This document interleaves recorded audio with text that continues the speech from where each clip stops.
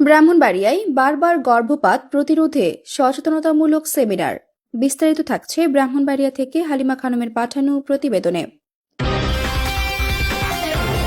News BD24.com, সত্যের চেতনায় অঙ্গীকারবদ্ধ। ব্রাহ্মণবাড়িয়া মেডিকেল কলেজে রিকারেন্ট প্রেগন্যান্সি লস বা বারবার গর্ভপাতের কারণ প্রতিরোধ ও সচেতনতা বিষয়ে একটি সেমিনার অনুষ্ঠিত হয়েছে। রোববার 7 জুন দুপুরে কলেজের মিলনায়তনে আয়োজিত এই সেমিনারে দেশের খ্যাতনামা গাইনি বিশেষজ্ঞ চিকিৎসকরা অংশ নিয়ে এ বিষয়ে বিভিন্ন দিক তুলে ধরেন। এতে ব্রাহ্মণবাড়িয়া মেডিকেল কলেজ, জেলা সদর হাসপাতাল ও বিভিন্ন স্বাস্থ্য প্রতিষ্ঠানে কর্মরত চিকিৎসকরা উপস্থিত ছিলেন।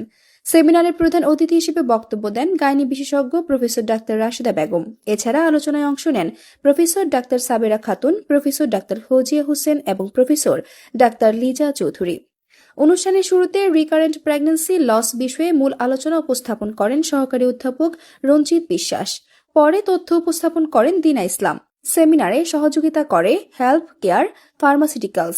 বক্তারা বলেন, বর্তমানে বারবার গর্ভপাতের ঘটনা উদ্বেগজনকভাবে বৃদ্ধি পাচ্ছে। বিভিন্ন শারীরিক ও পারিপার্শ্বিক কারণে এই ধরনের সমস্যা দেখা দিতে পারে।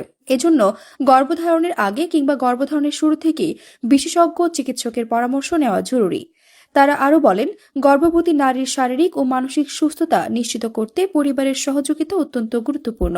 সচেতনতা বৃদ্ধি ও সময়মতো চিকিৎসা গ্রহণের মাধ্যমে বারবার গর্ভপাতের ঝুঁকি অনেকাংশে কমানো সম্ভব।